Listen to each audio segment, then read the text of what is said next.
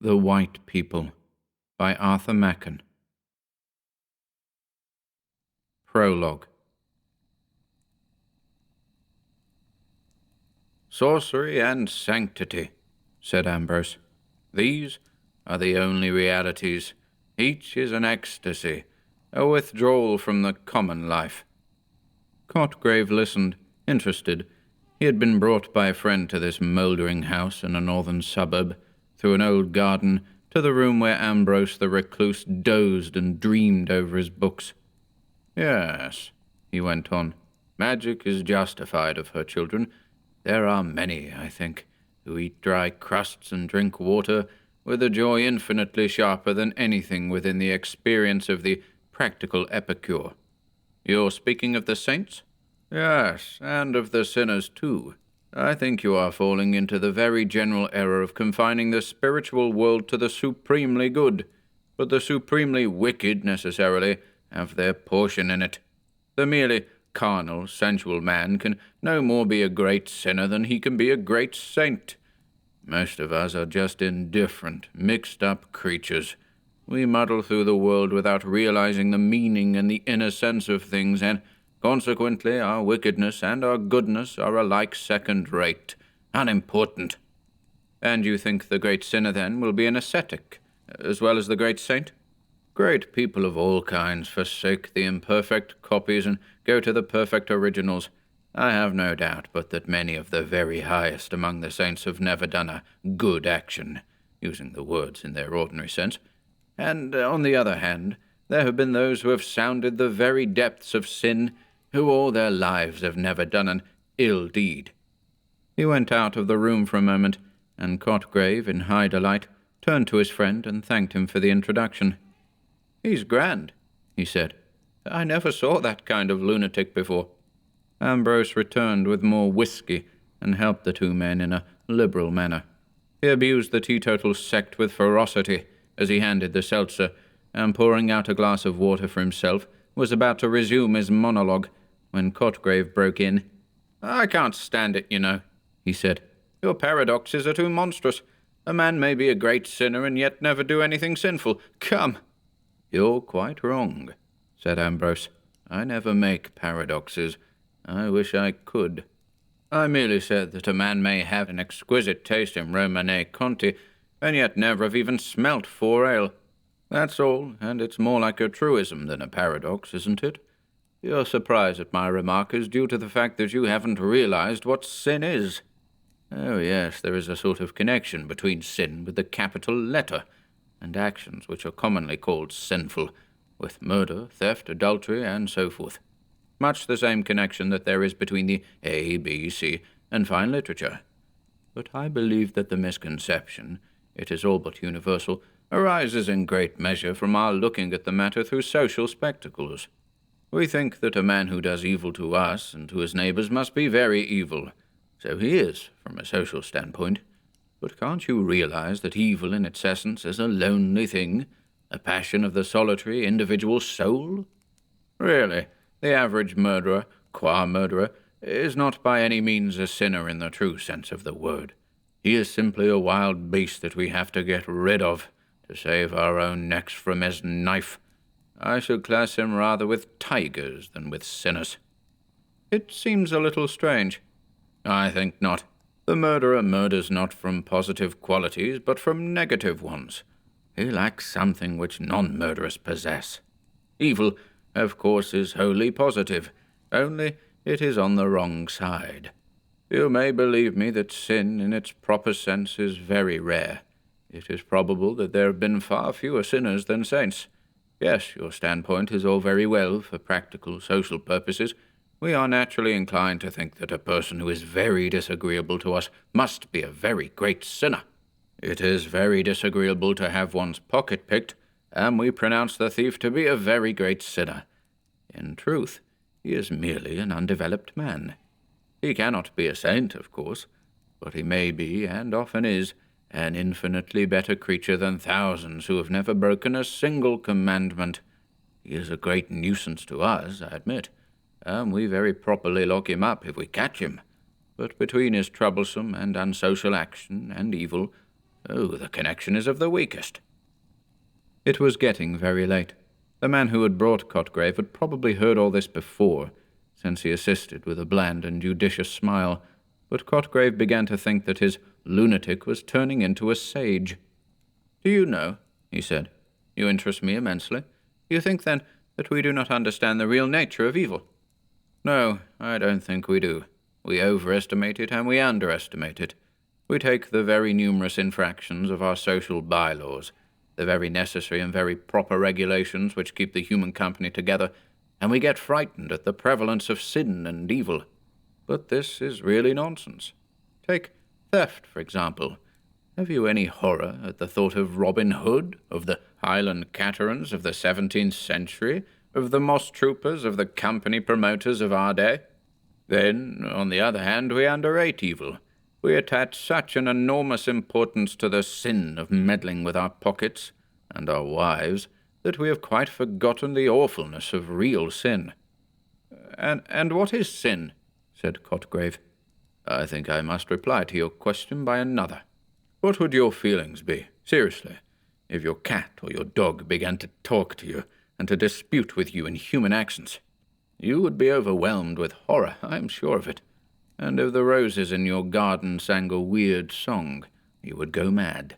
And suppose the stones in the road began to swell and grow before your eyes, and if the pebble that you noticed at night had shot out stony blossoms in the morning. Well, these examples may give you some notion of what sin really is." "Look here," said the third man, hitherto placid. "You two seem pretty well wound up, but I'm going home. I've missed my tram, and I shall have to walk." Ambrose and Cotgrave seemed to settle down more profoundly when the other had gone out into the early misty morning and the pale light of the lamps. "You astonish me," said Cotgrave. "I had never thought of that. If that is really so, one must turn everything upside down. Then the essence of sin really is—" "In the taking of heaven by storm, it seems to me," said Ambrose. "It appears to me that it is simply an attempt to penetrate into another and higher sphere in a forbidden manner. You can understand why it is so rare. There are few, indeed, who wish to penetrate into other spheres, higher or lower, in ways allowed or forbidden. Men, in the mass, are amply content with life as they find it. Therefore there are few saints, and sinners, in the proper sense, are fewer still, and men of genius, who partake sometimes of each character, are rare also. Yes, on the whole, it is perhaps harder to be a great sinner than a great saint." "There is something profoundly unnatural about sin? Is that what you mean?" "Exactly. Holiness requires as great, or almost as great, an effort. But holiness works on lines that were natural once. It is an effort to recover the ecstasy that was before the fall. But sin is an effort to gain the ecstasy and the knowledge that pertain alone to angels, and in making this effort man becomes a demon. I told you that the mere murderer is not therefore a sinner. That is true, but the sinner is sometimes a murderer. Gilles de Rais is an instance. So you see that while the good and the evil are unnatural to man as he now is, to man the social civilized being, evil is unnatural in a much deeper sense than good. The saint endeavors to recover a gift which he has lost. The sinner tries to obtain something which was never his. In brief, he repeats the fall." "But are you a Catholic?" said Cotgrave. "Yes, I am a member of the persecuted Anglican Church." "Then how about those texts which seem to reckon as sin that which you would set down as a mere trivial dereliction?"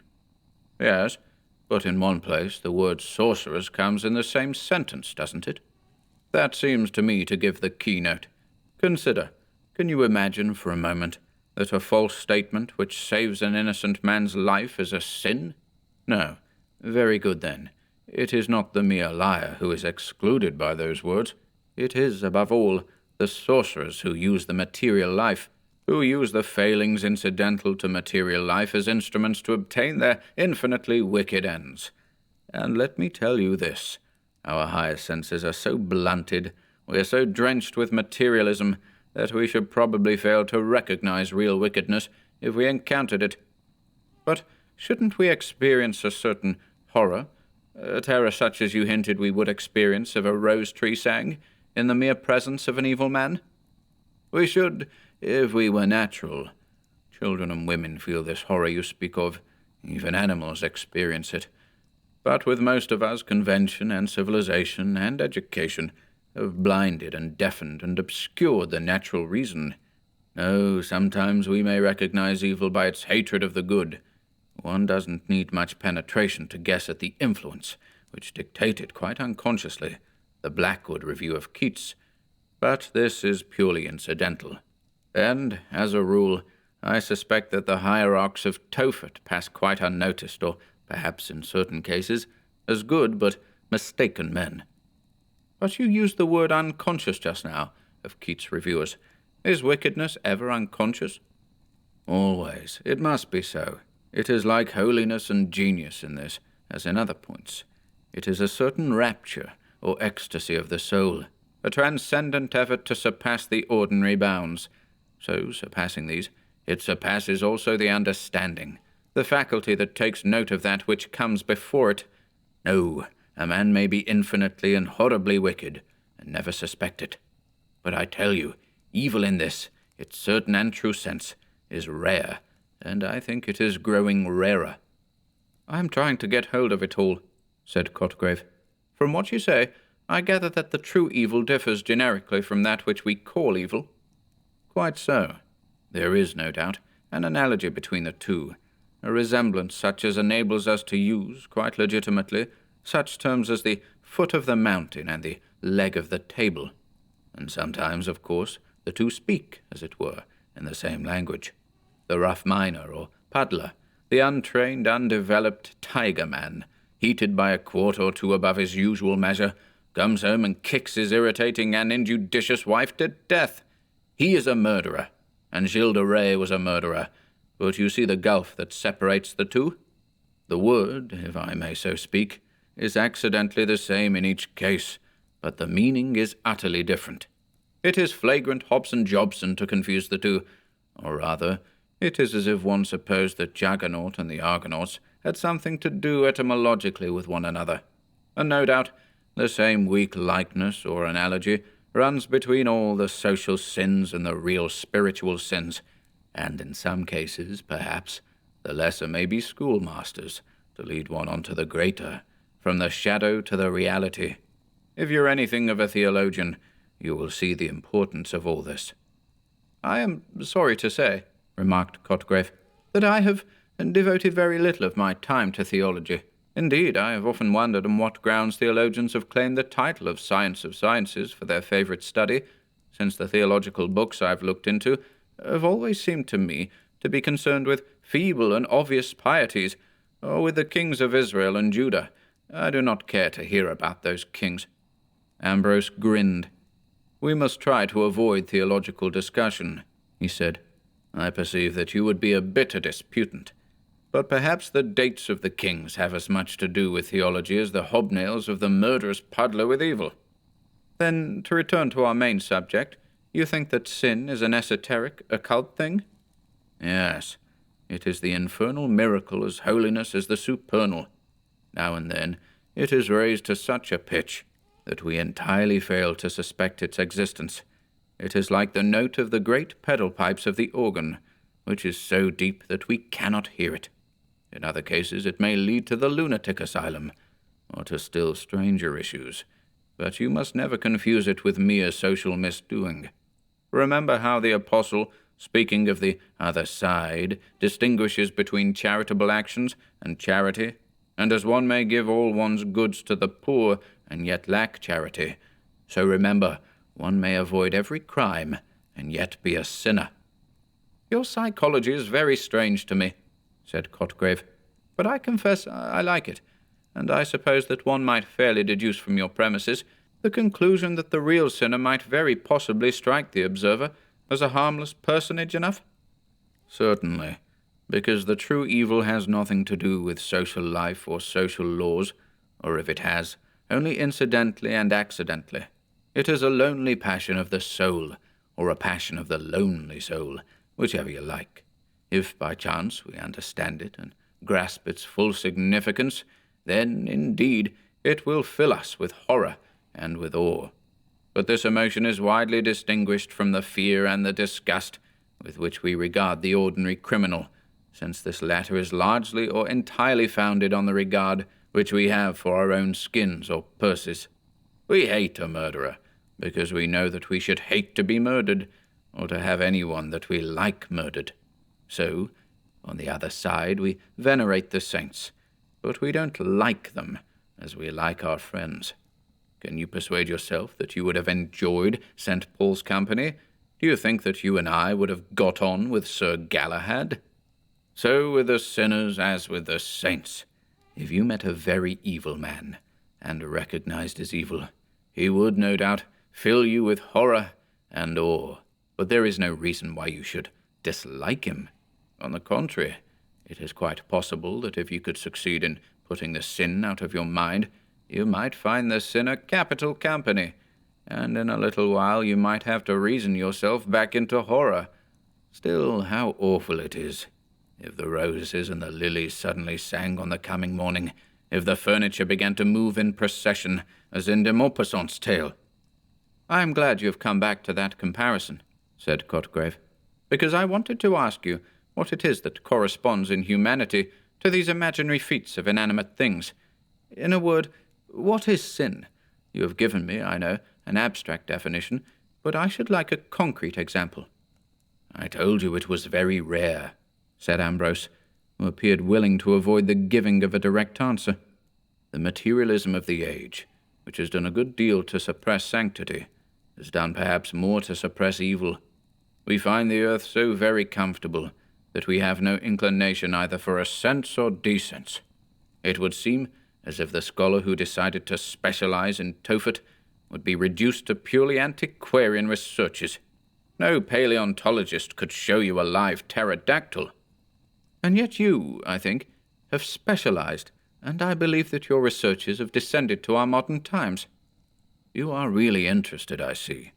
Well, I confess that I have dabbled a little, and if you like, I can show you something that bears on the very curious subject we have been discussing." Ambrose took a candle and went away to a far dim corner of the room. Cotgrave saw him open a venerable bureau that stood there, and from some secret recess he drew out a parcel and came back to the window where they had been sitting. Ambrose undid a wrapping of paper and produced a green pocket-book. "You will take care of it?" he said. "Don't leave it lying about. It is one of the choicer pieces in my collection, and I should be very sorry if it were lost." He fondled the faded binding. "I knew the girl who wrote this," he said. "When you read it, you will see how it illustrates the talk we have had tonight. There is a sequel, too, but I won't talk of that. There was an odd article in one of the reviews some months ago," he began again, with the air of a man who changes the subject. "It was written by a doctor. Dr. Corrin, I think, was the name. He says that a lady, watching her little girl playing at the drawing-room window, suddenly saw the heavy sash give way and fall on the child's fingers. The lady fainted, I think, but at any rate the doctor was summoned, and when he had dressed the child's wounded and maimed fingers, he was summoned to the mother. She was groaning with pain, and it was found that 3 fingers of her hand, corresponding with those that had been injured on the child's hand, were swollen and inflamed, and later, in the doctor's language, purulent sloughing set in." Ambrose still handled delicately the green volume. "Well, here it is," he said at last, parting with difficulty, it seemed, from his treasure.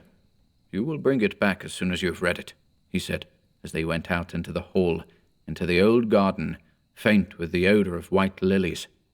There was a broad red band in the east as Cotgrave turned to go, and from the high ground where he stood, he saw that awful spectacle of London in a dream.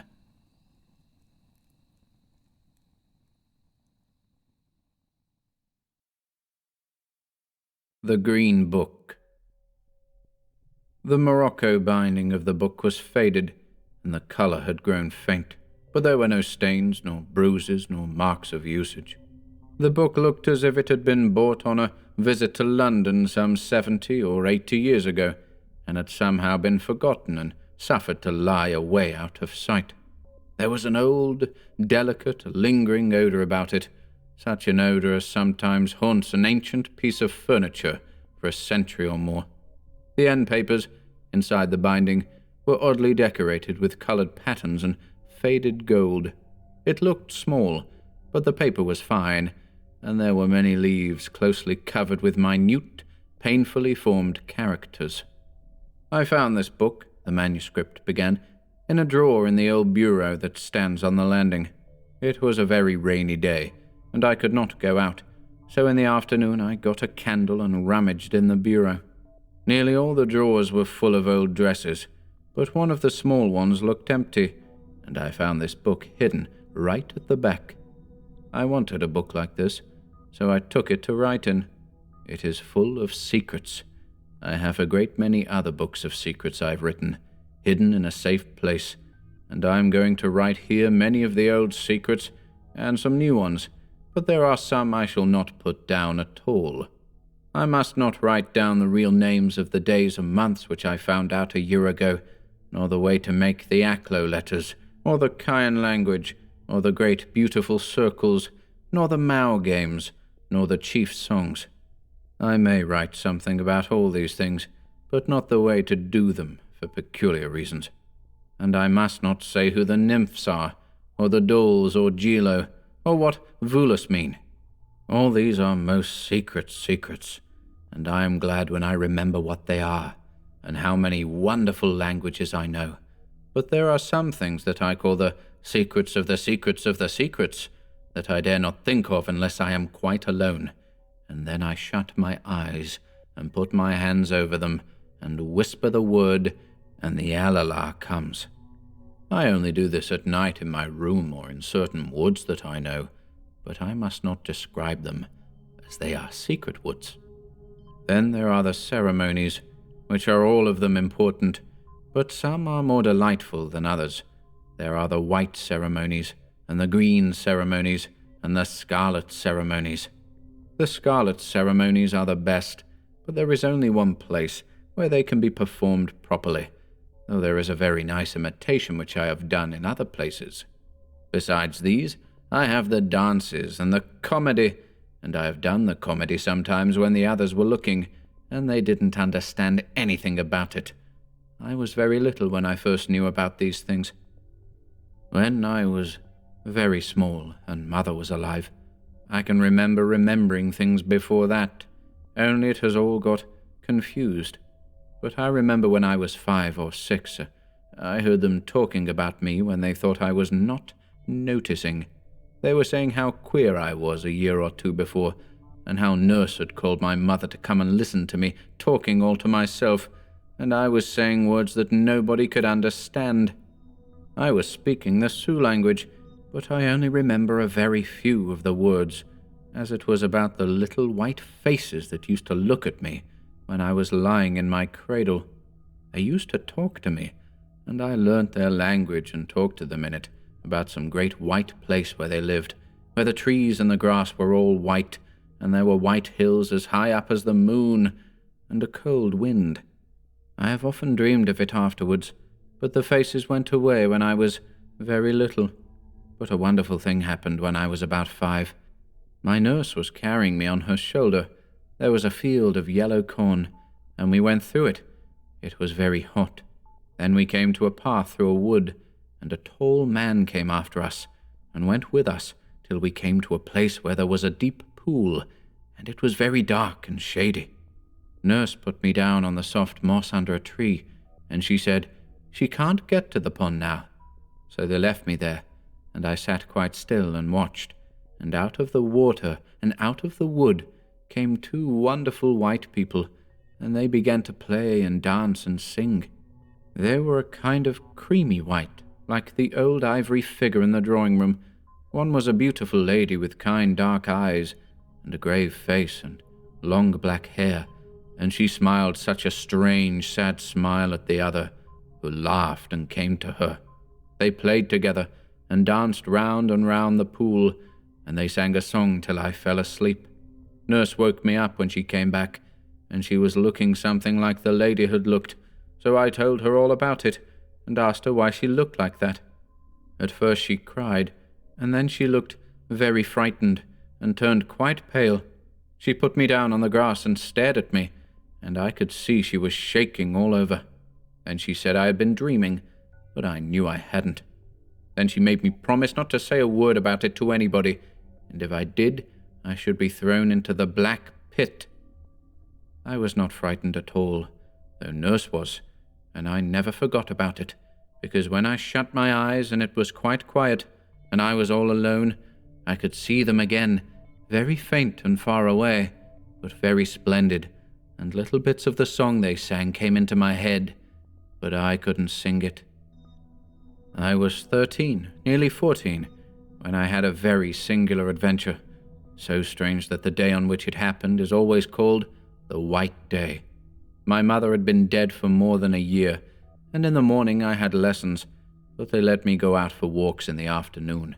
And this afternoon I walked a new way, and a little brook led me into a new country, but I tore my frock getting through some of the difficult places, as the way was through many bushes, and beneath the low branches of trees, and up thorny thickets on the hills, and by dark woods full of creeping thorns. And it was a long, long way. It seemed as if I was going on forever and ever, and I had to creep by a place like a tunnel, where a brook must have been, but all the water had dried up, and the floor was rocky, and the bushes had grown overhead till they met, so that it was quite dark.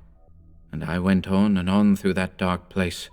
It was a long, long way, and I came to a hill that I never saw before. I was in a dismal thicket full of black, twisted boughs that tore me as I went through them, and I cried out because I was smarting all over, and then I found that I was climbing, and I went up and up a long way, till at last the thicket stopped, and I came out crying just under the top of a big bare place, where there were ugly grey stones lying all about on the grass, and here and there a little twisted, stunted tree came out from under a stone, like a snake. And I went up, right to the top, a long way. I never saw such big ugly stones before. They came out of the earth, some of them, and some looked as if they had been rolled to where they were, and they went on and on as far as I could see, a long, long way. I looked out from them, and saw the country, but it was strange.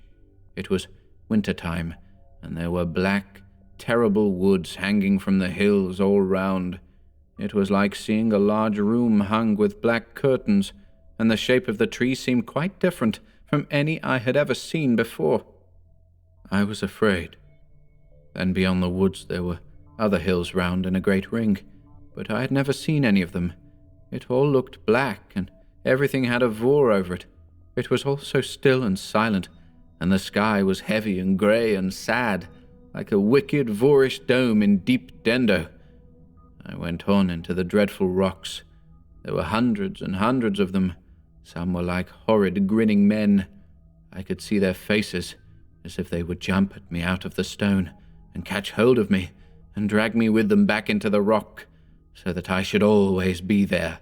And there were other rocks that were like animals, creeping, horrible animals, putting out their tongues, and others were like words that I could not say, and others like dead people lying on the grass. I went on among them, though they frightened me, and my heart was full of wicked songs that they put into it, and I wanted to make faces and twist myself about in the way they did, and I went on and on a long way, till at last I liked the rocks, and they didn't frighten me any more. I sang the songs I thought of, songs full of words that must not be spoken or written down. Then I made faces like the faces on the rocks, and I twisted myself about like the twisted ones, and I lay down flat on the ground like the dead ones, and I went up to one that was grinning, and put my arms round him and hugged him. And so I went on and on through the rocks till I came to a round mound in the middle of them. It was higher than a mound. It was nearly as high as our house, and it was like a great basin turned upside down, all smooth and round and green, with one stone like a post sticking up at the top. I climbed up the sides, but they were so steep I had to stop, or I should have rolled all the way down again, and I should have knocked against the stones at the bottom, and perhaps been killed. But I wanted to get up to the very top of the big round mound, so I lay down flat on my face and took hold of the grass with my hands and drew myself up, bit by bit, till I was at the top. Then I sat down on the stone in the middle and looked all round about. I felt I had come such a long, long way, just as if I were 100 miles from home, or in some other country, or in one of the strange places I had read about in the tales of the genie and the Arabian Nights, or as if I had gone across the sea, far away, for years, and I had found another world that nobody had ever seen or heard of before, or as if I had somehow flown through the sky and fallen on one of the stars I had read about, where everything is dead and cold and grey, and there is no air and the wind doesn't blow. I sat on the stone and looked all round and down and round about me. It was just as if I was sitting on a tower in the middle of a great empty town, because I could see nothing all around but the grey rocks on the ground. I couldn't make out their shapes any more, but I could see them on and on for a long way, and I looked at them, and they seemed as if they had been arranged into patterns and shapes and figures. I knew they couldn't be, because I had seen a lot of them coming right out of the earth, joined to the deep rocks below. So I looked again, but still I saw nothing but circles, and small circles inside big ones, and pyramids, and domes, and spires, and they seemed all to go round and round the place where I was sitting, and the more I looked, the more I saw great big rings of rocks, getting bigger and bigger, and I stared so long that it felt as if they were all moving and turning like a great wheel, and I was turning too, in the middle. I got quite dizzy and queer in the head, and everything began to be hazy and not clear, and I saw little sparks of blue light, and the stones looked as if they were springing and dancing and twisting as they went round and round and round. I was frightened again, and I cried out loud and jumped up from the stone I was sitting on and fell down. When I got up, I was so glad they all looked still, and I sat down on the top and slid down the mound and went on again. I danced as I went in the peculiar way the rocks had danced when I got giddy, and I was so glad I could do it quite well, and I danced and danced along and sang extraordinary songs that came into my head. At last I came to the edge of that great flat hill, and there were no more rocks, and the way went again through a dark thicket in a hollow. It was just as bad as the other one I went through climbing up, but I didn't mind this one, because I was so glad I had seen those singular dances and could imitate them. I went down, creeping through the bushes, and a tall nettle stung me on my leg and made me burn, but I didn't mind it, and I tingled with the boughs and the thorns, but I only laughed and sang. Then I got out of the thicket into a close valley, a little secret place like a dark passage that nobody ever knows of, because it was so narrow and deep and the woods were so thick round it. There is a steep bank with trees hanging over it, and there the ferns keep green all through the winter, and they are dead and brown upon the hill, and the ferns there have a sweet, rich smell like what oozes out of fir trees. There was a little stream of water running down this valley, so small that I could easily step across it.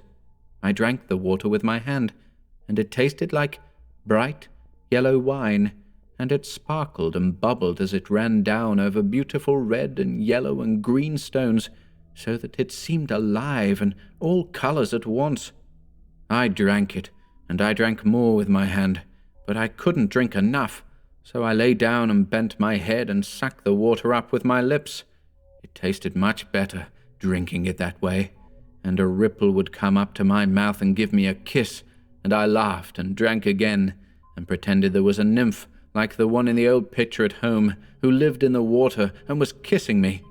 So I bent low down to the water, and put my lips softly to it, and whispered to the nymph that I would come again. I felt sure It could not be common water.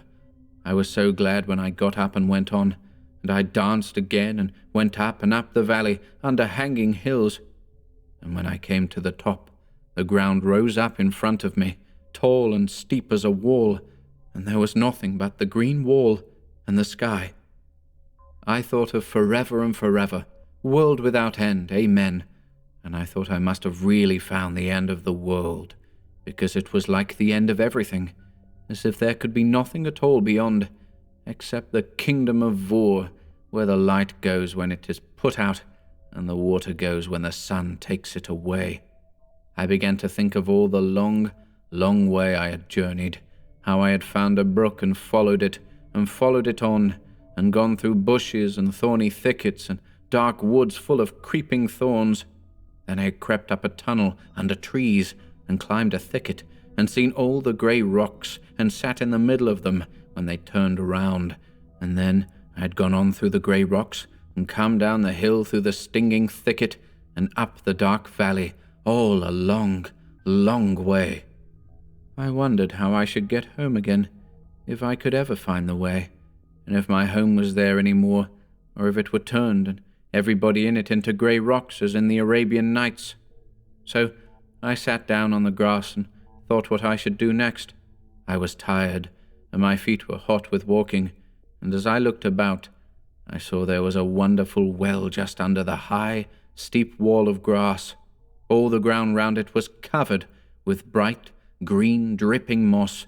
There was every kind of moss there, moss like beautiful little ferns, and like palms and fir trees, and it was all green as jewelry, and drops of water hung on it like diamonds. And in the middle was the great well, deep and shining and beautiful, so clear that it looked as if I could touch the red sand at the bottom, but it was far below. I stood by it and looked in, as if I were looking in a glass. At the bottom of the well, in the middle of it, the red grains of sand were moving and stirring all the time, and I saw how the water bubbled up, but at the top it was quite smooth and full and brimming. It was a great well, large like a bath, and with the shining, glittering green moss about it, it looked like a great white jewel, with green jewels all round. My feet were so hot and tired that I took off my boots and stockings and let my feet down into the water, and the water was soft and cold, and when I got up I wasn't tired any more, and I felt I must go on, farther and farther, and see what was on the other side of the wall. I climbed up it very slowly, going sideways all the time, and when I got to the top and looked over, I was in the queerest country I had seen, stranger even than the hill of the grey rocks. It looked as if earth children had been playing there with their spades, as it was all hills and hollows, and castles and walls made of earth and covered with grass. There were 2 mounds like big beehives, round and great and solemn, and then hollow basins, and then a steep mounting wall like the ones I saw once by the seaside, where the big guns and the soldiers were. I nearly fell into one of the round hollows. It went away from under my feet so suddenly, and I ran fast down the side and stood at the bottom and looked up. It was strange and solemn to look up. There was nothing but the grey, heavy sky and the sides of the hollow. Everything else had gone away, and the hollow was the whole world, and I thought that at night it must be full of ghosts and moving shadows and pale things when the moon shone down to the bottom at the dead of the night, and the wind wailed up above. It was so strange and solemn and lonely, like a hollow temple of dead, heathen gods. It reminded me of a tale my nurse had told me when I was quite little. It was the same nurse that took me into the wood, where I saw the beautiful white people, and I remembered how nurse had told me the story one winter night, when the wind was beating the trees against the wall and crying and moaning in the nursery chimney. She said there was, somewhere or other, a hollow pit, just like the one I was standing in. Everybody was afraid to go into it or near it. It was such a bad place. But once upon a time, there was a poor girl who said she would go into the hollow pit, and everybody tried to stop her, but she would go. And she went down into the pit and came back laughing and said there was nothing there at all except green grass and red stones and white stones and yellow flowers. And soon after, people saw she had the most beautiful emerald earrings, and they asked how she got them, as she and her mother were quite poor. But she laughed and said her earrings were not made of emeralds at all, but only of green grass. Then one day, she wore on her breast the reddest ruby that anyone had ever seen, and it was as big as a hen's egg, and glowed and sparkled like a hot burning coal of fire. And they asked how she got it, as she and her mother were quite poor. But she laughed, and said it was not a ruby at all, but only a red stone. Then one day, she wore round her neck the loveliest necklace that anyone had ever seen, much finer than the Queen's finest, and it was made of great bright diamonds, hundreds of them, and they shone like all the stars on a night in June. So they asked her how she got it, as she and her mother were quite poor. But she laughed and said they were not diamonds at all, but only white stones. And one day she went to the court, and she wore on her head a crown of pure angel gold, so nurse said, and it shone like the sun, and it was much more splendid than the crown the king was wearing himself. And in her ears she wore the emeralds, and the big ruby was the brooch on her breast, and the great diamond necklace was sparkling on her neck. And the king and queen thought she was some great princess from a long way off, and got down from their thrones and went to meet her. But somebody told the king and queen who she was, and that she was quite poor. So the king asked why she wore a gold crown, and how she got it, as she and her mother were so poor. And she laughed, and said it wasn't a gold crown at all, but only some yellow flowers she had put in her hair. And the king thought it was very strange, and said she should stay at the court, and they would see what would happen next. And she was so lovely that everybody said that her eyes were greener than the emeralds, that her lips were redder than the ruby, that her skin was whiter than the diamonds, and that her hair was brighter than the golden crown. So the king's son said he would marry her, and the king said he might, and the bishop married them, and there was a great supper, and afterwards the king's son went to his wife's room, but just when he had his hand on the door, he saw a tall, black man with a dreadful face standing in front of the door, and a voice said, "Venture not upon your life. This is mine own wedded wife." Then the king's son fell down on the ground in a fit, and they came and tried to get into the room, but they couldn't, and they hacked at the door with hatchets, but the wood had turned hard as iron, and at last everybody ran away. They were so frightened at the screaming and laughing and shrieking and crying that came out of the room. But next day they went in, and found there was nothing in the room but thick, black smoke, because the black man had come and taken her away. And on the bed there were 2 knots of faded grass and a red stone, and some white stones, and some faded yellow flowers. I remembered this tale of nurse's while I was standing at the bottom of the deep hollow. It was so strange and solitary there, and I felt afraid. I could not see any stones or flowers, but I was afraid of bringing them away without knowing, and I thought I would do a charm that came into my head to keep the black man away. So I stood right in the very middle of the hollow, and I made sure that I had none of those things on me, and then I walked round the place and touched my eyes and my lips and my hair in a peculiar manner, and whispered some queer words that nurse taught me to keep bad things away. Then I felt safe and climbed up out of the hollow, and went on through all those mounds and hollows and walls till I came to the end, which was high above all the rest, and I could see that all the different shapes of the earth were arranged in patterns, something like the grey rocks, only the pattern was different. It was getting late, and the air was indistinct, but it looked from where I was standing something like 2 great figures of people lying on the grass. And I went on, and at last I found a certain wood, which is too secret to be described, and nobody knows of the passage into it, which I found out in a very curious manner by seeing some little animal run into the wood through it. So I went after the animal by a very narrow, dark way, under thorns and bushes, and it was almost dark when I came to a kind of open place in the middle, and there I saw the most wonderful sight I have ever seen, but it was only for a minute, as I ran away directly, and crept out of the wood by the passage I had come by, and ran as fast as ever I could, because I was afraid. What I had seen was so wonderful and so strange and beautiful. But I wanted to get home and think of it, and I did not know what might not happen if I stayed by the wood. I was hot all over and trembling, and my heart was beating, and strange cries that I could not help came from me as I ran from the wood. I was glad that a great white moon came up from over a round hill and showed me the way, so I went back through the mounds and hollows and down the close valley, and up through the thicket over the place of the grey rocks, and so at last I got home again. My father was busy in his study, and the servants had not told about my not coming home, though they were frightened, and wondered what they ought to do, so I told them I had lost my way, but I did not let them find out the real way I had been. I went to bed and lay awake all through the night, thinking of what I had seen.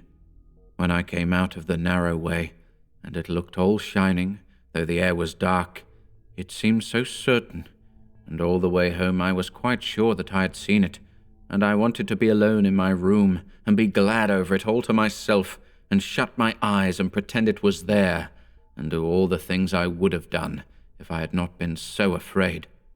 But when I shut my eyes, the sight would not come, and I began to think about my adventures all over again, and I remembered how dusky and queer it was at the end, and I was afraid it must be all a mistake, because it seemed impossible it could happen. It seemed like one of Nurse's tales, which I didn't really believe in, though I was frightened at the bottom of the hollow, and the story she told me when I was little came back into my head, and I wondered whether it was really there what I thought I had seen, or whether any of her tales could have happened a long time ago. It was so queer. I lay awake there in my room at the back of the house, and the moon was shining on the other side towards the river, so the bright light did not fall upon the wall, and the house was quite still. I had heard my father come upstairs, and just after the clock struck 12, and after the house was still and empty, as if there was nobody alive in it, and though it was all dark and indistinct in my room, a pale glimmering kind of light shone in through the white blind, and once I got up and looked out, and there was a great black shadow of the house covering the garden, looking like a prison where men are hanged, and then beyond it was all white, and the wood shone white with black gulfs between the trees. It was still and clear, and there were no clouds on the sky. I wanted to think of what I had seen, but I couldn't, and I began to think of all the tales that nurse had told me so long ago that I thought I had forgotten, but they all came back and mixed up with the thickets and the grey rocks and the hollows in the earth and the secret wood, till I hardly knew what was new and what was old, or whether it was not all dreaming. And then I remembered that hot summer afternoon so long ago, when nurse left me by myself in the shade, and the white people came out of the water and out of the wood, and played and danced and sang, and I began to fancy that nurse told me about something like it before I saw them, only I couldn't recollect exactly what she told me. Then I wondered whether she had been the white lady, as I remembered she was just as white and beautiful, and had the same dark eyes and black hair, and sometimes she smiled and looked like the lady had looked when she was telling me some of her stories, beginning with Once on a Time or In the Time of the Fairies. But I thought she couldn't be the lady, as she seemed to have gone a different way into the wood, and I didn't think the man who came after us could be the other, or I couldn't have seen that wonderful secret in the secret wood. I thought of the moon, but it was afterwards when I was in the middle of the wild land, where the earth was made into the shape of great figures, and it was all walls and mysterious hollows and smooth round mounds, that I saw the great white moon come up over a round hill. I was wondering about all these things, till at last I got quite frightened, because I was afraid something could happen to me, and I remembered nurse's tale of the poor girl who went into the hollow pit and was carried away at last by the black man. I knew I had gone into a hollow pit too, and perhaps it was the same, and I had done something dreadful. So I did the charm over again, and touched my eyes and my lips and my hair in a peculiar manner, and said the old words from the fairy language, so that I might be sure I had not been carried away. I tried again to see the secret wood, and to creep up the passage and see what I had seen there, but somehow I couldn't, and I kept on thinking of nurse's stories. There was one I remembered about a young man who once upon a time went hunting, and all the day he and his hounds hunted everywhere, and they crossed the rivers and went into all the woods, and went round the marshes, but they couldn't find anything at all, and they hunted all day till the sun sank down and began to set behind the mountain.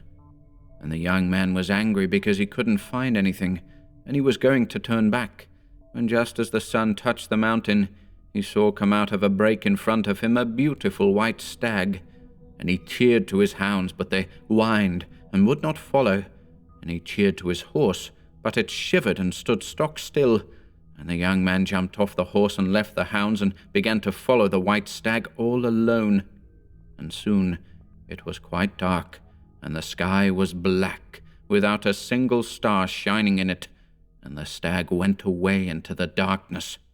And though the man had brought his gun with him, he never shot at the stag, because he wanted to catch it, and he was afraid he would lose it in the night. But he never lost it once, though the sky was so black and the air was so dark, and the stag went on till the young man didn't know a bit where he was, and they went through enormous woods where the air was full of whispers, and a pale dead light came out from the rotten trunks that were lying on the ground. And just as the man thought he had lost the stag, he would see it all white and shining in front of him, and he would run fast to catch it, but the stag always ran faster, so he did not catch it. And they went through the enormous woods, and they swam across rivers, and they waded through black marshes where the ground bubbled, and the air was full of will-o'-the-wisps, and the stag fled away down into rocky, narrow valleys, where the air was like the smell of a vault, and the man went after it. And they went over the great mountains, and the man heard the wind come down from the sky, and the stag went on, and the man went after. At last the sun rose, and the young man found he was in a country that he had never seen before. It was a beautiful valley, with a bright stream running through it, and a great big round hill in the middle. And the stag went down the valley towards the hill, and it seemed to be getting tired and went slower and slower. And though the man was tired too, he began to run faster, and he was sure he would catch the stag at last. But just as they got to the bottom of the hill, and the man stretched out his hand to catch the stag, it vanished into the earth, and the man began to cry. He was so sorry that he had lost it after all his long hunting. But as he was crying, he saw there was a door in the hill just in front of him, and he went in, and it was quite dark, but he went on, as he thought he would find the white stag. And all of a sudden it got light, and there was the sky, and the sun shining, and birds singing in the trees, and there was a beautiful fountain. And by the fountain a lovely lady was sitting, who was the queen of the fairies, and she told the man that she had changed herself into a stag to bring him there, because she loved him so much. Then she brought out a great gold cup covered with jewels from her fairy palace, and she offered him wine in the cup to drink. And he drank, and the more he drank, the more he longed to drink, because the wine was enchanted. So he kissed the lovely lady, and she became his wife. And he stayed all that day and all that night in the hill where she lived. And when he woke, he found he was lying on the ground, close to where he had seen the stag first. And his horse was there, and his hounds were there waiting. And he looked up, and the sun sank behind the mountain.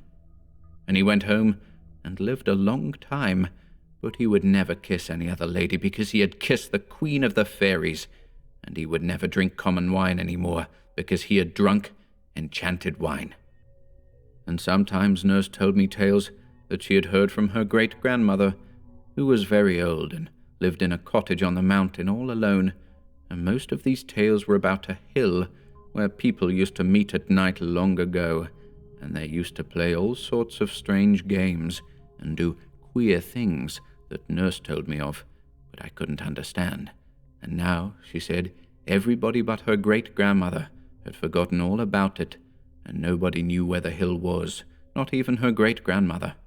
But she told me one very strange story about the hill, and I trembled when I remembered it.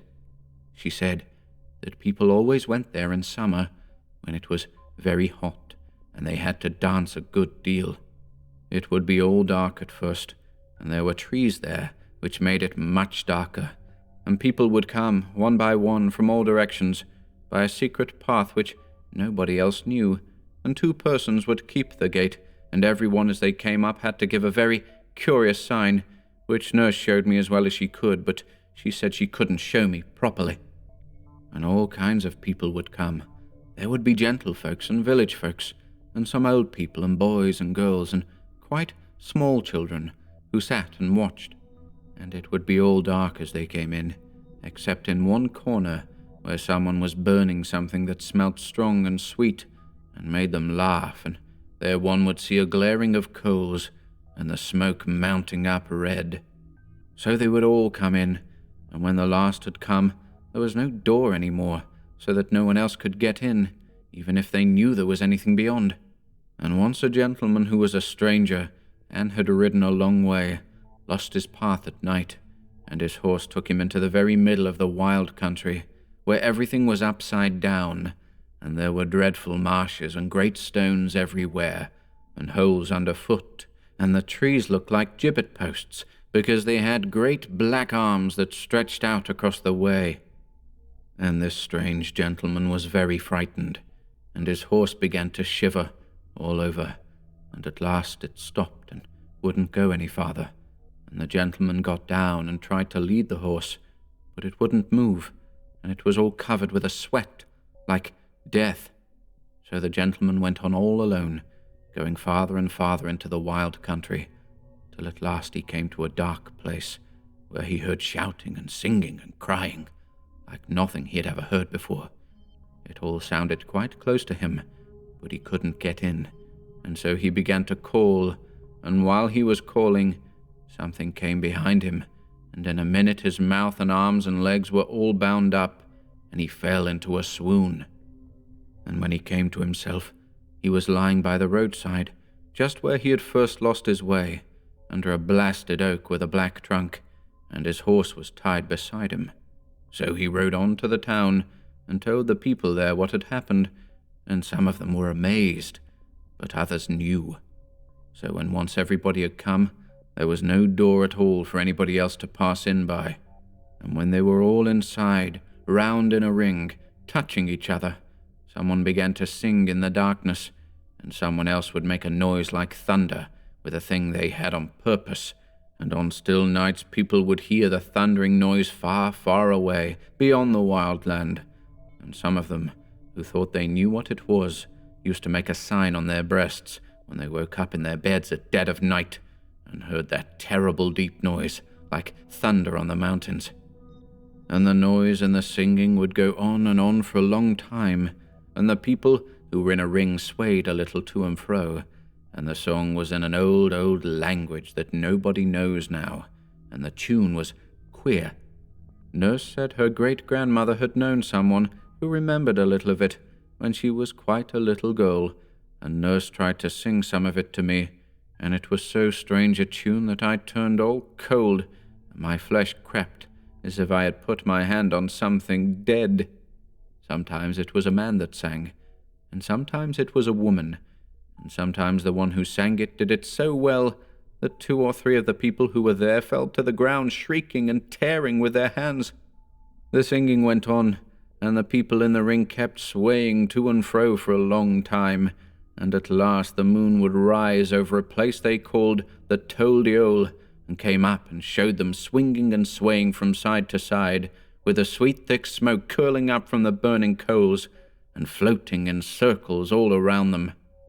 Then they had their supper. A boy and a girl brought it to them.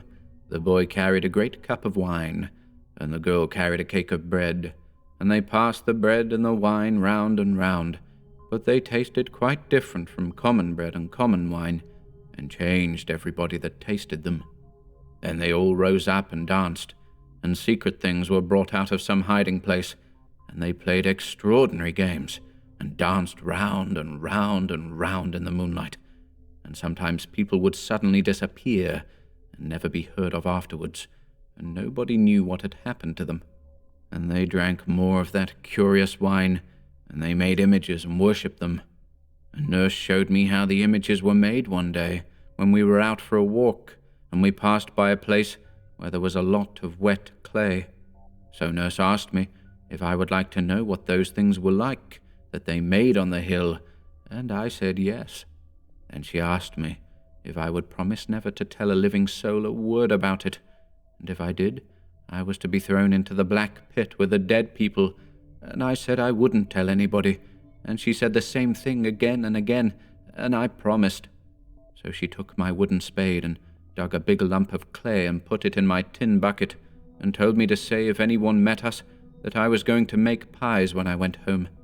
Then we went on a little way, till we came to a little break growing right down into the road, and Nurse stopped and looked up the road and down it, and then peeped through the hedge into the field on the other side, and then she said, "Quick!" and we ran into the break, and crept in and out among the bushes till we had gone a good way from the road. Then we sat down under a bush, and I wanted so much to know what Nurse was going to make with the clay, but before she would begin, she made me promise again not to say a word about it, and she went again and peeped through the bushes on every side, though the lane was so small and deep that hardly anybody ever went there. So we sat down, and Nurse took the clay out of the bucket, and began to knead it with her hands, and do queer things with it, and turn it about. Then she hid it under a big dock leaf for a minute or two, and then she brought it out again, and then she stood up and sat down, and walked round the clay in a peculiar manner, and all the time she was softly singing a sort of rhyme, and her face got very red.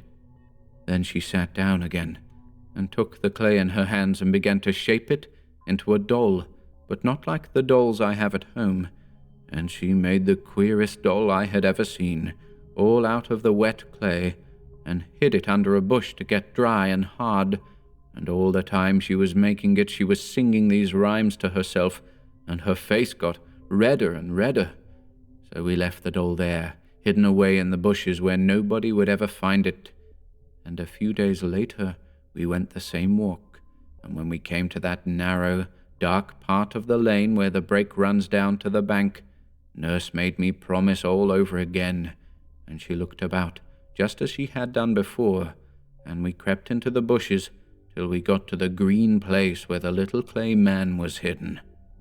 I remember it all so well, though I was only 8, and it is 8 years ago now as I am writing it down, but the sky was a deep violet blue, and in the middle of the break where we were sitting there was a great elder tree covered with blossoms, and on the other side there was a clump of meadowsweet, and when I think of that day the smell of the meadowsweet and elder blossom seems to fill the room, and if I shut my eyes I can see the glaring blue sky with little clouds very white floating across it, and Nurse, who went away long ago, sitting opposite me and looking like the beautiful white lady in the wood. So we sat down, and Nurse took out the clay doll from the secret place where she had hidden it, and she said we must pay our respects, and she would show me what to do, and I must watch her all the time. So she did all sorts of queer things with the little clay man, and I noticed she was all streaming with perspiration, though we had walked so slowly, and then she told me to pay my respects, and I did everything she did because I liked her, and it was such an odd game. And she said that if one loved very much, the clay man was very good, if one did certain things with it, and if one hated very much, it was just as good, only one had to do different things, and we played with it a long time, and pretended all sorts of things. Nurse said her great-grandmother had told her all about these images, but what we did was no harm at all, only a game. But she told me a story about these images that frightened me very much, and that was what I remembered that night, when I was lying awake in my room in the pale, empty darkness, thinking of what I had seen in the secret wood. Nurse said there was once a young lady of the high gentry, who lived in a great castle, and she was so beautiful that all the gentlemen wanted to marry her, because she was the loveliest lady that anybody had ever seen, and she was kind to everybody, and everybody thought she was very good. But though she was polite to all the gentlemen who wished to marry her, she put them off, and said she couldn't make up her mind, and she wasn't sure she wanted to marry anybody at all. And her father, who was a very great lord, was angry, though he was so fond of her, and he asked her why she wouldn't choose a bachelor out of all the handsome young men who came to the castle. But she only said she didn't love any of them very much, and she must wait, and if they pestered her, she said she would go and be a nun in a nunnery. So all the gentlemen said they would go away and wait for a year and a day, and when a year and a day were gone, they would come back again and ask her to say which one she would marry. So the day was appointed, and they all went away, and the lady had promised that in a year and a day it would be her wedding day with one of them. But the truth was that she was the queen of the people who danced on the hill on summer nights, and on the proper night she would lock the door of her room, and she and her maid would steal out of the castle by a secret passage that only they knew of, and go away up to the hill in the wild land. And she knew more of the secret things than anyone else, and more than anyone knew before or after, because she would not tell anybody the most secret secrets. She knew how to do all the awful things, how to destroy young men, and how to put a curse on people, and other things that I could not understand. And her real name was the Lady Evelyn, but the dancing people called her Cassop, which meant somebody very wise in the old language. And she was whiter than any of them, and taller, and her eyes shone in the dark like burning rubies, and she could sing songs that none of the others could sing. And when she sang, they all fell down on their faces and worshipped her. And she could do what they called shib-show, which was a very wonderful enchantment. She would tell the great lord, her father, that she wanted to go into the woods to gather flowers, so he let her go, and she and her maid went into the woods where nobody came, and the maid would keep watch.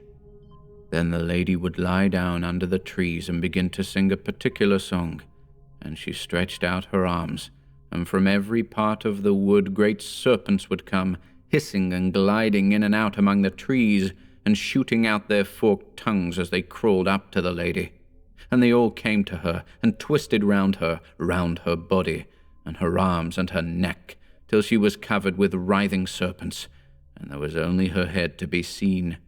And she whispered to them, and she sang to them, and they writhed round and round, faster and faster, till she told them to go.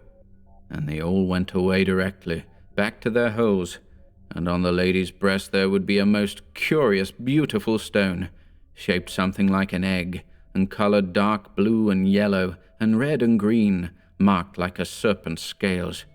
It was called a glamestone, and with it one could do all sorts of wonderful things. And nurse said her great-grandmother had seen a glamestone with her own eyes, and it was for all the world shiny and scaly, like a snake. And the lady could do a lot of other things as well, but she was quite fixed that she would not be married, and there were a great many gentlemen who wanted to marry her, but there were 5 of them who were chief, and their names were Sir Simon, Sir John, Sir Oliver, Sir Richard, and Sir Rowland. All the others believed she spoke the truth, and that she would choose one of them to be her man when a year and a day was done.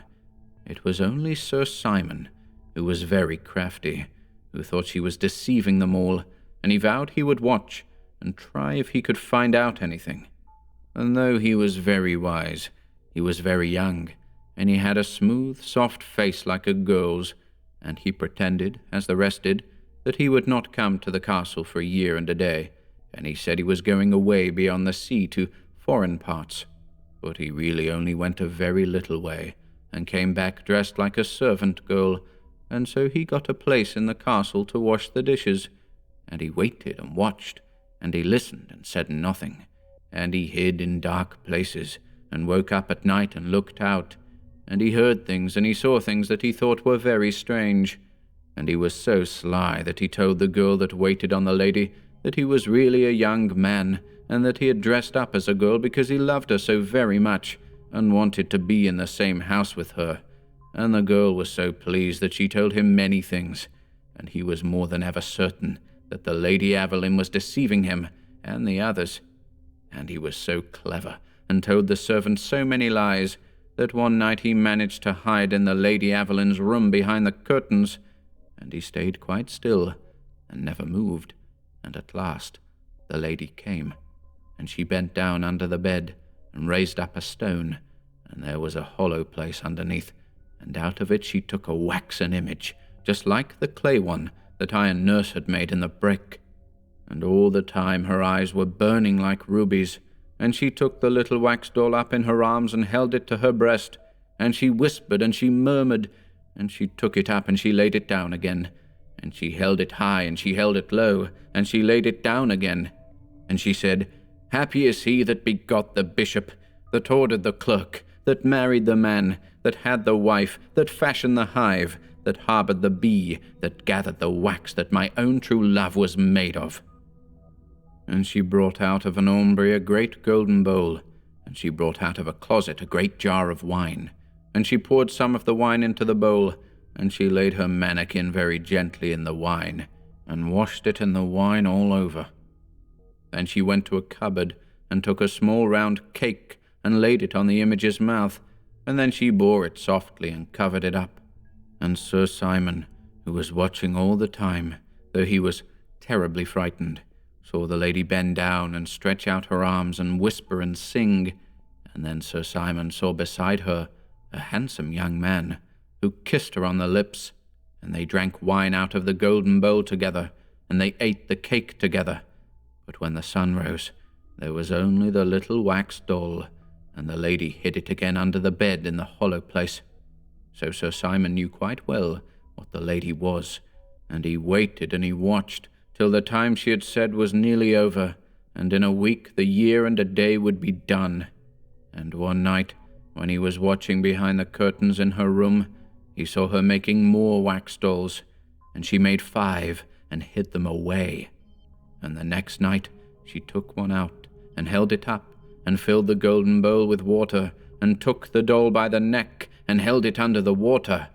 Then she said, Sir Dickon, your day is done. You shall be drowned in the water one." And the next day news came to the castle that Sir Richard had been drowned at the ford. And at night she took another doll and tied a violet cord round its neck and hung it up on a nail. Then she said, "Sir Rowland, your life has ended its span. High on a tree I see you hang." And the next day news came to the castle that Sir Rowland had been hanged by robbers in the wood. And at night she took another doll and drove her bodkin right into its heart. Then she said, Sir Noel, so cease your life, your heart pierced with the knife."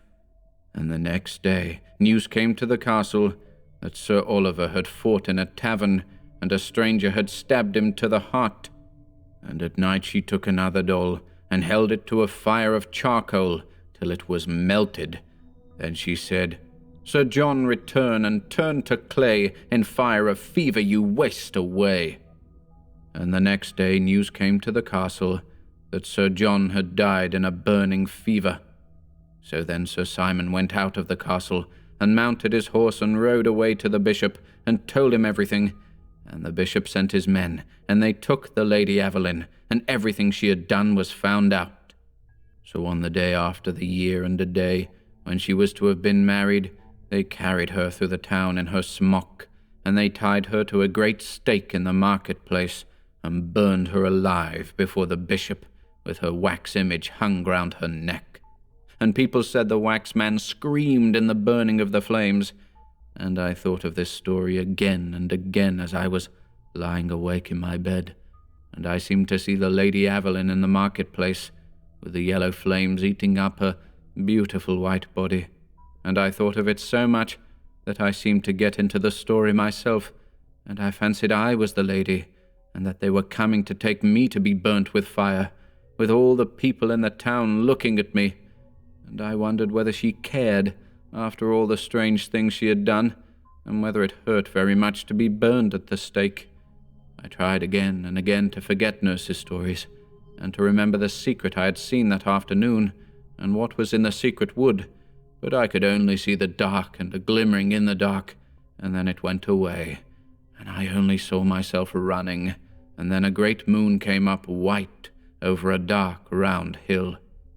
Then all the old stories came back again, and the queer rhymes that Nurse used to sing to me, and there was one beginning, Holsey, Cumsey, Helen, Musty, that she used to sing very softly when she wanted me to go to sleep, and I began to sing it to myself inside of my head, and I went to sleep.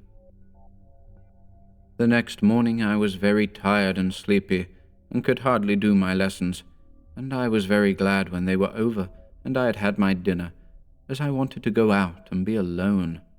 It was a warm day, and I went to a nice turfy hill by the river, and sat down on my mother's old shawl that I had brought with me on purpose.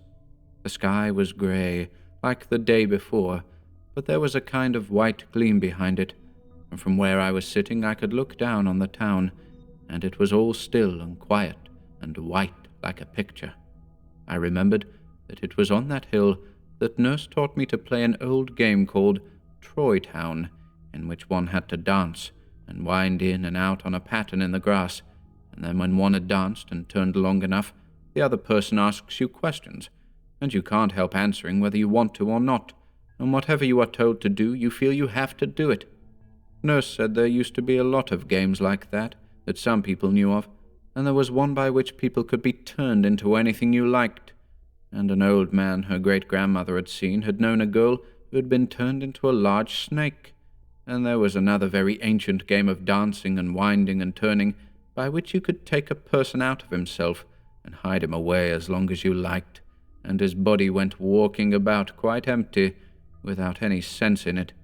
But I came to that hill because I wanted to think of what had happened the day before, and of the secret of the wood. From the place where I was sitting, I could see beyond the town, into the opening I had found, where a little brook had led me into an unknown country, and I pretended I was following the brook over again, and I went all the way in my mind, and at last I found the wood, and crept into it under the bushes, and then in the dusk I saw something that made me feel as if I were filled with fire, as if I wanted to dance and sing and fly up into the air, because I was changed and wonderful. But what I saw was not changed at all, and had not grown old, and I wondered again and again how such things could happen, and whether Nurse's stories were really true, because in the daytime, in the open air, everything seemed quite different from what it was at night, when I was frightened and thought I was to be burned alive. I once told my father one of her little tales, which was about a ghost, and asked him if it was true, and he told me it was not true at all, and that only common ignorant people believed in such rubbish. He was very angry with Nurse for telling me the story, and scolded her, and after that I promised her I would never whisper a word of what she told me, and if I did I should be bitten by the great black snake that lived in the pool in the wood. And all alone on the hill I wondered what was true. I had seen something very amazing and very lovely, and I knew a story, and if I had really seen it, and not made it up out of the dark, and the black bough and the bright shining that was mounting up to the sky from over the great round hill, but had really seen it in truth, then there were all kinds of wonderful and lovely and terrible things to think of. So I longed and trembled, and I burned and got cold. And I looked down on the town, so quiet and still, like a little white picture, and I thought over and over if it could be true. I was a long time before I could make up my mind to anything. There was such a strange fluttering at my heart that seemed to whisper to me all the time that I had not made it up out of my head, and yet it seemed quite impossible, and I knew my father and everybody would say it was dreadful rubbish. I never dreamed of telling him or anybody else a word about it, because I knew it would be of no use, and I should only get laughed at or scolded. So for a long time I was very quiet, and went about thinking and wondering, and at night I used to dream of amazing things, and sometimes I woke up in the early morning and held out my arms with a cry. And I was frightened too, because there were dangers, and some awful thing would happen to me unless I took great care if the story were true. These old tales were always in my head, night and morning, and I went over them and told them to myself over and over again, and went for walks in the places where Nurse had told them to me.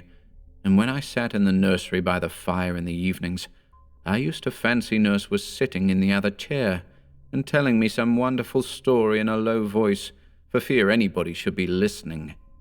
But she used to like best to tell me about things when we were right out in the country, far from the house, because she said she was telling me such secrets, and walls have ears, and if it was something more than ever secret, we had to hide in breaks or woods, and I used to think it was such fun creeping along a hedge and going very softly, and then we would get behind the bushes or run into the wood all of a sudden when we were sure that none was watching us, so we knew that we had our secrets quite all to ourselves, and nobody else at all knew anything about them. Now and then, when we had hidden ourselves as I have described, she used to show me all sorts of odd things. One day, I remember, we were in a hazel brake, overlooking the brook, and we were so snug and warm, as though it was April.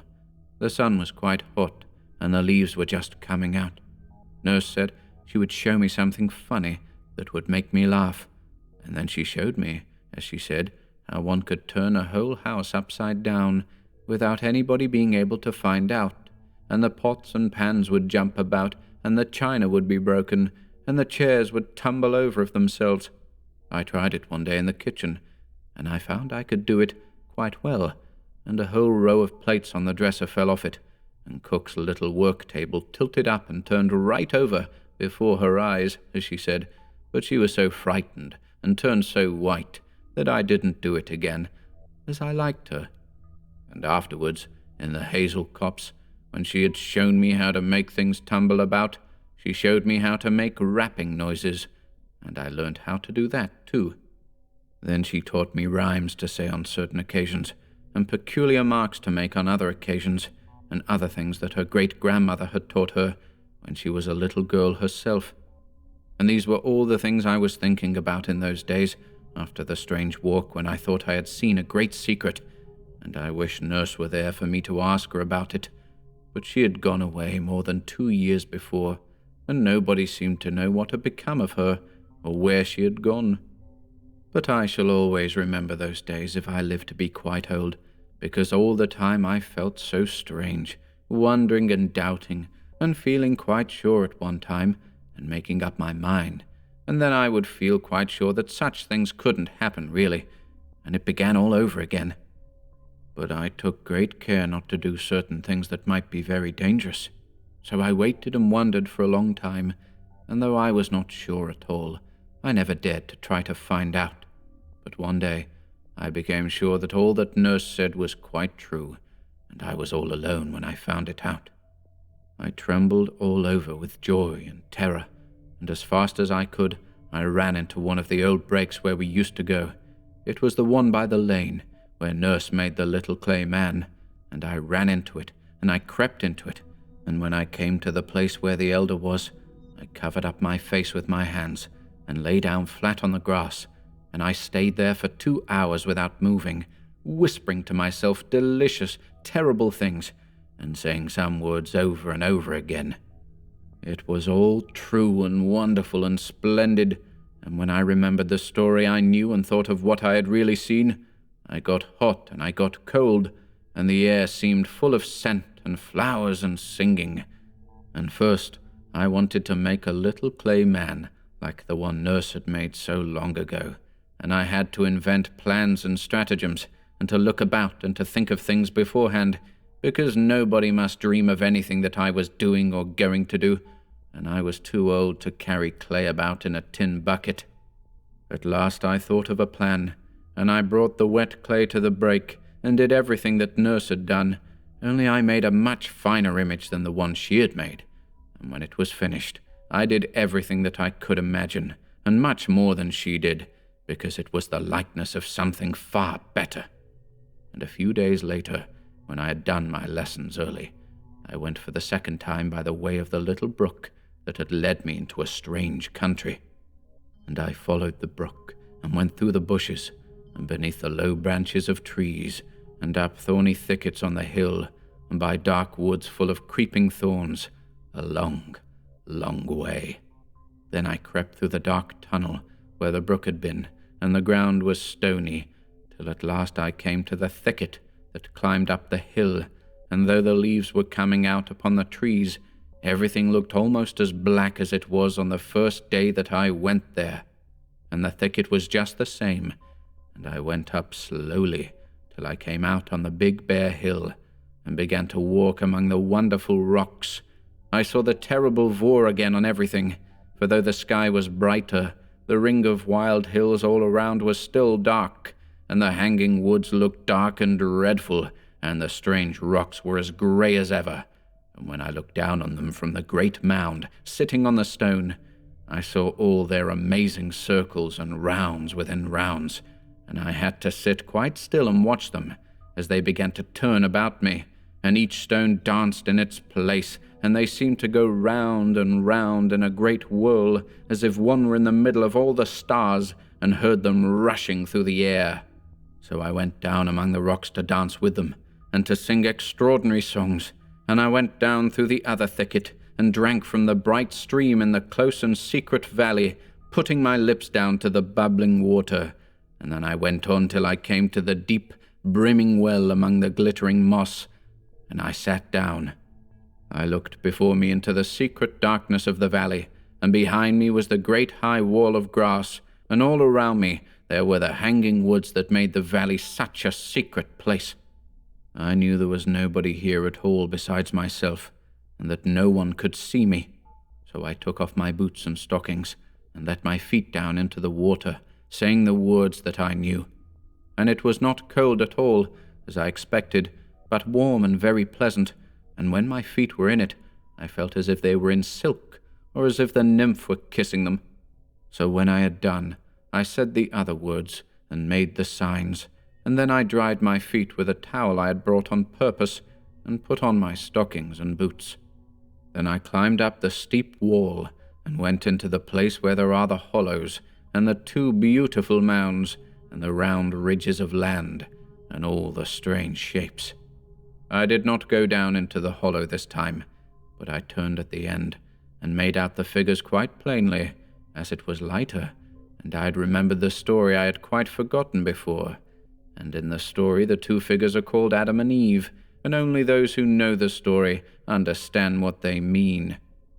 So I went on and on till I came to the secret wood, which must not be described, and I crept into it by the way I had found, and when I had gone about halfway, I stopped and turned around and got ready, and I bound the handkerchief tightly round my eyes, and made quite sure that I could not see at all, not a twig, nor the end of a leaf, nor the light of the sky, as it was an old red silk handkerchief with large yellow spots that went round twice and covered my eyes, so that I could see nothing. Then I began to go on, step by step, very slowly. My heart beat faster and faster, and something rose in my throat that choked me and made me want to cry out, but I shut my lips and went on. Boughs caught in my hair as I went, and great thorns tore me, but I went on to the end of the path.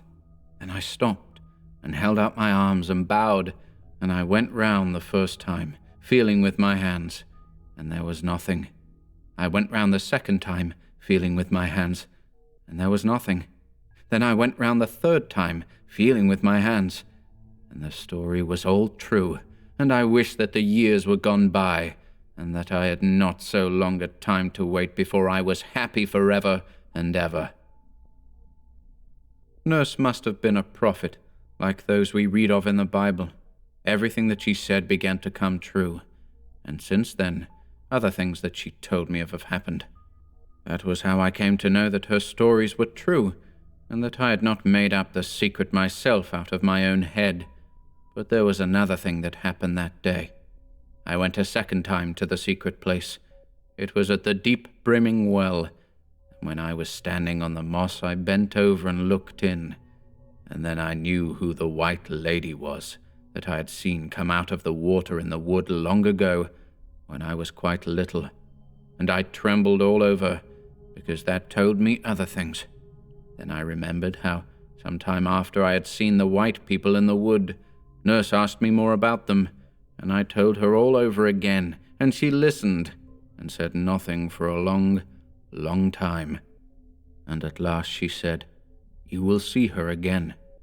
So I understood what had happened, and what was to happen, and I understood about the nymphs, how I might meet them in all kinds of places, and they would always help me, and I must always look for them, and find them in all sorts of strange shapes and appearances. And without the nymphs I could never have found the secret, and without them none of the other things could happen.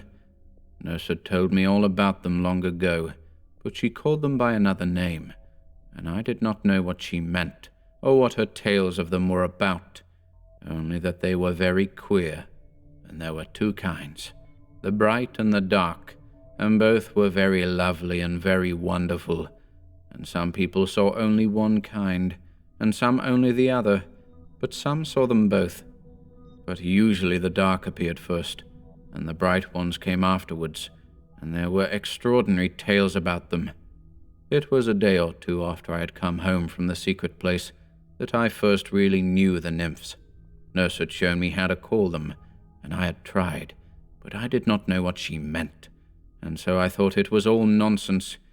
But I made up my mind I would try again, so I went to the wood where the pool was, where I saw the white people, and I tried again. The dark nymph, Alana, came, and she turned the pool of water into a pool of fire.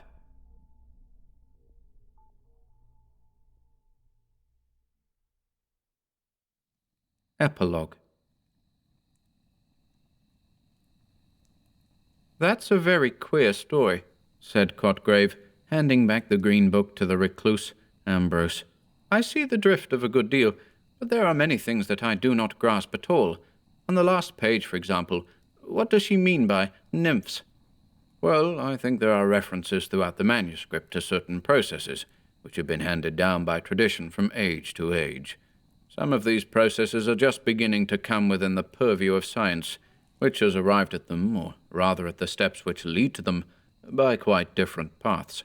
I have interpreted the reference to nymphs as a reference to one of these processes." "And you believe that there are such things?" "Oh, I think so. Yes, I believe I could give you convincing evidence on that point. I'm afraid you have neglected the study of alchemy. It is a pity, for the symbolism, at all events, is very beautiful. And moreover, if you were acquainted with certain books on the subject, I could recall to your mind phrases which might explain a good deal in the manuscript that you have been reading." "Yes, but I want to know whether you seriously think that there is any foundation of fact beneath these fancies. Is it not all a department of poetry, a curious dream with which man has indulged himself?" "I can only say that it is no doubt better for the great mass of people to dismiss it all as a dream. But if you ask my veritable belief, that goes quite the other way. No, I should not say belief, but rather knowledge. I may tell you that I have known cases in which men have stumbled quite by accident on certain of these processes, and have been astonished by wholly unexpected results. In the cases I am thinking of, there could have been no possibility of suggestion or subconscious action of any kind. One might as well suppose a schoolboy suggesting the existence of Aeschylus to himself, while he plods mechanically through the declensions. But you have noticed the obscurity," Ambrose went on, "and in this particular case it must have been dictated by instinct, since the writer never thought that her manuscripts would fall into other hands. But the practice is universal, and for most excellent reasons. Powerful and sovereign medicines, which are, of necessity, virulent poisons also, are kept in a locked cabinet.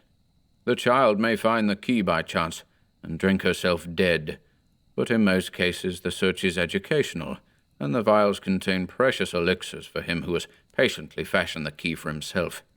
You do not care to go into details?" "No, frankly, I do not. No, you must remain unconvinced. But you saw how the manuscript illustrates the talk we had last week." "Is this girl still alive?" "No, I was one of those who found her. I knew the father well.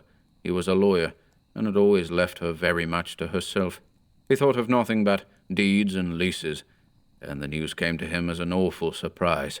She was missing one morning. I suppose it was about a year after she had written what you have read. The servants were called, and they told things and put the only natural interpretation on them, a perfectly erroneous one.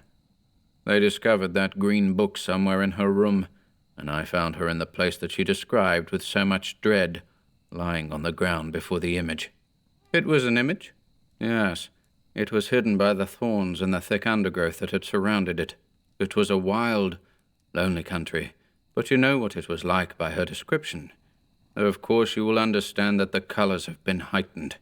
A child's imagination always makes the heights higher and the depths deeper than they really are, and she had, unfortunately for herself, something more than imagination. One might say, perhaps, that the picture in her mind which she succeeded in a measure in putting into words was the scene as it would have appeared to an imaginative artist. But it is a strange, desolate land. And she was dead? Yes, she had poisoned herself in time. No, there was not a word to be said against her in the ordinary sense. You may recollect a story I told you the other night about a lady who saw her child's fingers crushed by a window. And what was this statue? Well, it was of a Roman workmanship, of a stone that with the centuries had not blackened, but had become white and luminous. The thicket had grown up about it and concealed it, and in the Middle Ages the followers of a very old tradition had known how to use it for their own purposes. In fact, it had been incorporated into the monstrous mythology of the Sabbath. You will have noted that those to whom a sight of that shining whiteness had been vouchsafed by chance, or rather perhaps by apparent chance, were required to blindfold themselves on their second approach. That is very significant. And is it there still? I sent for tools, and we hammered it into dust and fragments. The persistence of tradition never surprises me, Ambrose went on after a pause. I could name many an English parish where such traditions as that girl had listened to in her childhood are still existent in occult but unabated vigor. No, for me, it is the story, not the sequel, which is strange and awful, for I have always believed that wonder is of the soul.